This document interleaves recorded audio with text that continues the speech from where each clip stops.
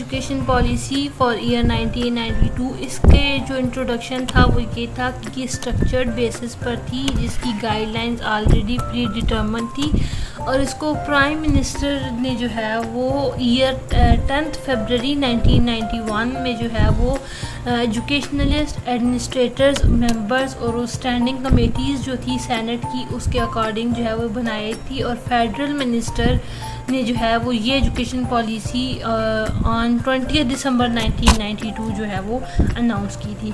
अब उसमें ये था कि इसमें जितने भी वीकनेस, सिस्टम की जो वीकनेस थी उसको देख के ये जो है वो एक पॉलिसी जो है वो बनाई गई थी, और इसमें सबसे पहले जो डिमांड्स थी वो ये थी कि सोशल, कल्चरल और पॉलिटिकल डेवलपमेंट जो सोसाइटी की है उसके अकॉर्डिंग जो है वो ये होनी चाहिए। अब नेशनल एजुकेशन पॉलिसी 1992 जो है वो सेपरेट अटैम्प्ट थी एजुकेशन सिस्टम को थोड़ा मेन स्ट्रीम पर लाने की, उसकी एक्सटर्नल और इंटरनल प्रॉब्लम्स को जो है वो सॉल्व करने की। अब ये एजुकेशन पॉलिसी जो है वो इस तरह से डिज़ाइन की गई थी कि इसमें फ्यूचर नीड्स और डिमांड्स जो है वो कंट्री की एक पर्टिकुलर लेवल पे प्राइमरी एजुकेशन या एडल्ट लिटरेसी पर जो है वो फोकस की जाए। इसके अलावा इसमें जो सबसे इम्पॉर्टेंट चीज़ थी वो ये थी ईफा। अब ये ईफा का कॉन्सेप्चुअल फ्रेमवर्क क्या था, एजुकेशन फॉर ऑल का जो स्लोगन था या लोगो आप कह लें, इस पे जो है वो इस पॉलिसी का टारगेट इस पे था। अब फिर बात कर लेते हैं प्राइमरी एजुकेशन 1992 की एजुकेशन पॉलिसी में। तो प्राइमरी एजुकेशन जो है वो आप देख लें कि हर पाकिस्तानी चाइल्ड का, हर बच्चे का कंपलसरी राइट है।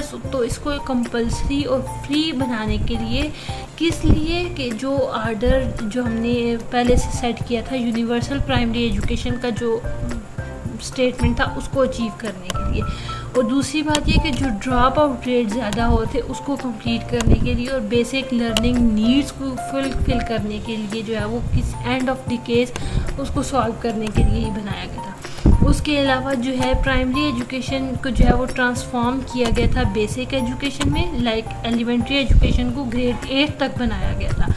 अब प्राइमरी लेवल के जो है वो उसकी पार्टिसिपेशन उसकी इंक्रीज़ करके 66.3 से 99.1 हो गई थी इन 2002। ठीक है। अब एजुकेशन फॉर बेटर लर्निंग, ये जो एजुकेशन फॉर बेटर लर्निंग का जो कॉन्सेप्ट था वो ये था कि ये न्यू करिकुलम की बेस पर था। इस्लामिक एजुकेशन जो है वो फॉर्म ऐसी बेसिस बनाई गई थी। उसके अलावा रिलीजियस एजुकेशन जो है वो बड़ा उसको डायरेक्टेड और फैसिलिटेट बनाया गया था कि वो हाई एथिकल लर्निंग जो है वो मॉरल वैल्यूज़ या स्पिरिट ऑफ इस्लाम के साथ जो है वो इनकोड होकर उनकी एजुकेशन इस तरह से होनी चाहिए। उसके अलावा उसमें ये था कि उनको एट द सेम टाइम उनको एक हेल्दी, इनलाइटेड और good member for the society जो है वो बनाना चाहिए स्टूडेंट्स को। देन इसका बेसिक फोकस था वमेन एजुकेशन। अब वमेन एजुकेशन में ये था कि स्ट्रेंथनिंग दी वमेन थ्रू एजुकेशन। इसमें ये था फीमेल एजुकेशन में जो इनोवेशन, जो अप्रोचेस आई थी, either it is for formal या नॉन फॉर्मल सेक्टर। अब फॉर्मल सेक्टर ये था जो रेगुलर एजुकेशन होती है, और नॉन फॉर्मल वो होता है जो आप जो है वो घर बैठ के पढ़ रहे होते हैं, प्राइवेट जो एग्जामिनेशन होती है। दैन उसके अलावा ये था कि वो डिफ़िकल्टीज़ जो है वाइटल इश्यूज़ जो आ रहे थे उस टाइम पे, स्ट्रेस टाइम पे इंक्रीज़ जो हो गया था, उसमें फ़ीमेल्स को जो है वो वोकेशनल एजुकेशन की तरफ लेके जाना कि वो कोई स्किल बेस्ड एजुकेशन जो है वो सीख सके।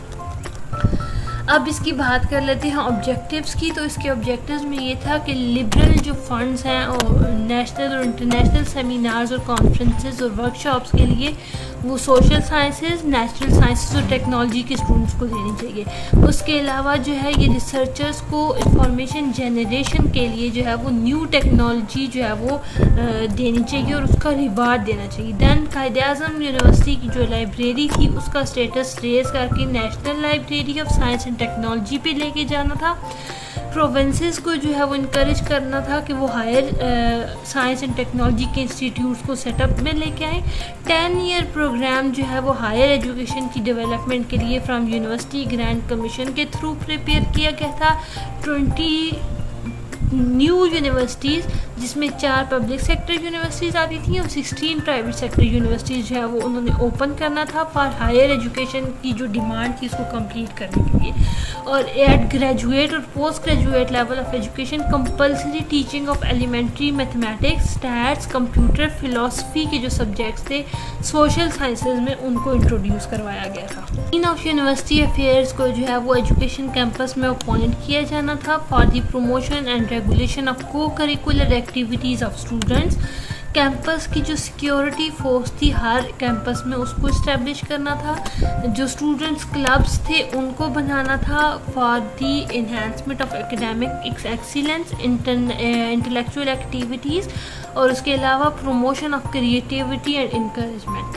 Then parents and alumni associations का जो है वो उनको ऑर्गेनाइज़ किया जाना था हर कैंपस में और पीरियडिकल जो है वो एडवाइस जो है वो maintaining the discipline on the campus उसको इम्पोर्टेंस देना था। उसके अलावा वाइस चांसलर जो है वो उसको वेस्टेड किया गया था और उसको अथॉरिटी दी गई थी कि either he expel the student अगर वो उसके जो है वो कंडक्ट या बिहेवियर से सेटिस्फाई नहीं है, और 80% अटेंडेंस ऑफ क्लास जो स्ट्रिक्टली उसका जो रूल था वो उस वक्त बनाया गया था।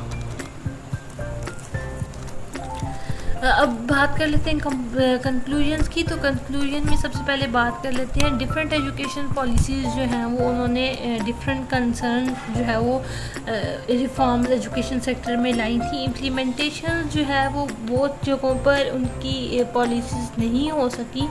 फाइनेंशियल एलोकेशन जो हैं वो बहुत कम थी और रिजल्ट्स जो थे वो पाकिस्तान एजुकेशन सिस्टम में वो हाई भी थे और हायर एजुकेशन में जो है वो बहुत सी जगहों पे जो है वो अगर कहीं पे पर्टिकुलर काम नहीं भी हुआ तो इस वजह से था कि वो बच्चों के साथ और उस एजुकेशन सेक्टर के साथ जो है वो उसकी उस तरह से लेवल नहीं था।